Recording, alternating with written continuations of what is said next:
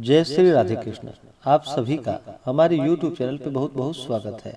आइए सुनते हैं आषाढ़ मास गुप्त नवरात्रि के तीसरे दिन महाविद्या त्रिपुर सुंदरी की कथा।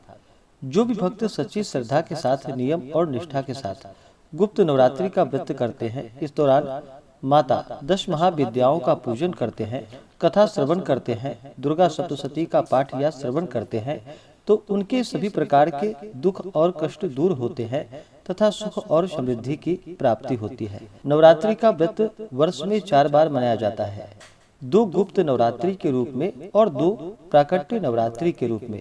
प्राकट्य नवरात्रि जो कि चैत्र और आश्विन के महीने में शुक्ल पक्ष प्रतिपदा तिथि से लेकर के नवमी तिथि तक माता दुर्गा के 9 स्वरूपों का पूजन किया जाता है, और गुप्त नवरात्रि के व्रत में माघ और आषाढ़ के महीने में माता 10 महाविद्या का पूजन किया जाता है।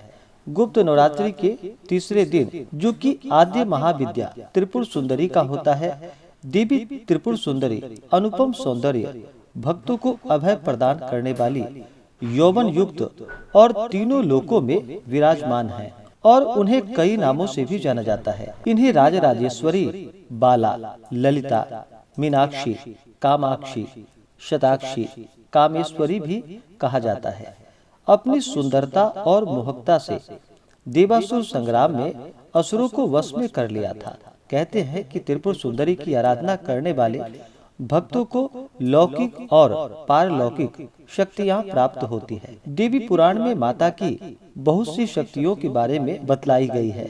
ये सिर्फ तंत्र साधना के लिए नहीं बल्कि सुंदर रूप के लिए भी विख्यात और जानी जाती हैं। तो आइए सुनते हैं इनके स्वरूप और इनसे जुड़ी हुई पौराणिक कथा के बारे में। तो बोलिए प्रेम से माता त्रिपुर सुंदरी की जय, माता ललिता की जय, सर्वदेवी देवता की जय। देवी त्रिपुर सुंदरी शांत मुद्रा में लेटे हुए सदाशिव की नाभि से निर्गत कमल आसन पर विराजमान है। चतुर्भुजी भुजाओं में देवी के पास अंकुश, धनुष और बाण है। देवी के आसन को ब्रह्मा, विष्णु, शिव और यमराज अपने मस्तक पर धारण करते हैं। देवी 3 नेत्रों से युक्त और मस्तक पर अर्धचंद्र धारण करती हैं। देवी त्रिपुर सुंदरी अपने भक्तों की हर प्रकार की मनोकामना को पूरी करती है और उनकी हर विपत्ति को दूर कर देती हैं और उन्हें अभय प्रदान करती है। कहा जाता है कि देवी त्रिपुर सुंदरी की पूजा से आत्मिक बल, यश और कीर्ति की प्राप्ति होती है। पौराणिक कथा के अनुसार देवी त्रिपुर सुंदरी के उत्पत्ति का रहस्य सती वियोग के पश्चात भगवान शिव सर्वदा ध्यान मग्न रहते हुए हैं। उन्होंने अपने संपूर्ण कर्म का परित्याग कर दिया था, जिसके कारण तीनों लोकों के संचालन में व्याधि उत्पन्न हो रही थी। उधर तारकासुर ब्रह्मा जी से वर प्राप्त किया कि उसकी मृत्यु शिव के पुत्र द्वारा ही होगी। समस्त देवताओं ने भगवान शिव को ध्यान से जगाने के लिए कामदेव और उसकी पत्नी रति देवी को कैलाश भेजा। कामदेव ने कुसुम सर नामक मोहिनी बाण से भगवान शिव पर प्रहार किया। परिणाम स्वरूप शिव जी का ध्यान भंग हो गया। देखते ही देखते भगवान शिव के तीसरे नेत्र से उत्पन्न क्रोध अग्नि ने कामदेव को जलाकर भस्म कर दिया। कामदेव की पत्नी रति द्वारा अत्यंत दारुण विलाप करने पर भगवान शिव ने कामदेव को पुनः द्वापर युग में भगवान कृष्ण के पुत्र रूप में जन्म धारण करने का वरदान दिया और वहां से अंतर्ध्यान हो गए। सभी देवताओं और रति के जाने के पश्चात भगवान शिव के एक गण द्वारा कामदेव के भस्म से मूर्ति निर्मित की गई और उस निर्मित मूर्ति से एक पुरुष ने जन्म लिया। उस पुरुष ने भगवान शिव की स्तुति करी। इसके भगवान शिव द्वारा उस पुरुष का नाम भांड रखा गया। शिव के क्रोध से उत्पन्न होने के कारण भांड तमोगुण संपन्न था और वह धीरे धीरे तीनों लोकों पर भयंकर उत्पात मचाने लगा। देवराज इंद्र के राज्य के समान ही भांडासुर ने स्वर्ग जैसे राज्य का निर्माण किया तथा राज करने लगा।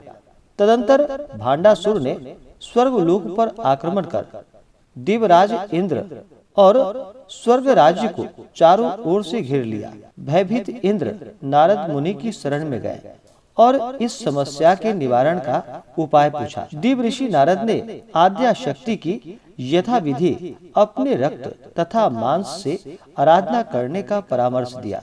देवराज इंद्र ने देवी की आराधना की और देवी ने त्रिपुर सुंदरी स्वरूप से प्रकट हो भांडासुर का वध कर देवराज पर कृपा की और समस्त देवताओं को भय से मुक्त किया। तो बोलिए प्रेम से त्रिपुर सुंदरी माता की जय, ललिता माता की जय, सर्वदेवी देवता की जय। तो आशा करता हूँ कि यह जानकारी आपको अच्छा लगा हो। अगर आप सब दुर्गा सप्तशती का पाठ श्रवण करना चाहते हो तो उसका भी वीडियो हमारे चैनल पे अपलोड है या हमारे वीडियो के एंड स्क्रीन में भी वीडियो का लिंक दिया गया है। आप उसके माध्यम से कथा को श्रवण कर सकते हैं। इसी प्रकार से ज्ञानवर्धक जानकारियां प्राप्त करते रहने के लिए चैनल पे अगर आप नए हैं तो चैनल को लाल बटन दबा करके सब्सक्राइब करें, साथ में बेल आइकन घंटी को दबाएं ताकि मेरे वीडियो का नोटिफिकेशन आपको समय से मिलता रहे। वीडियो को लाइक करें, शेयर करें। सुखी रहें और स्वस्थ रहें। जय श्री राधे कृष्ण। धन्यवाद।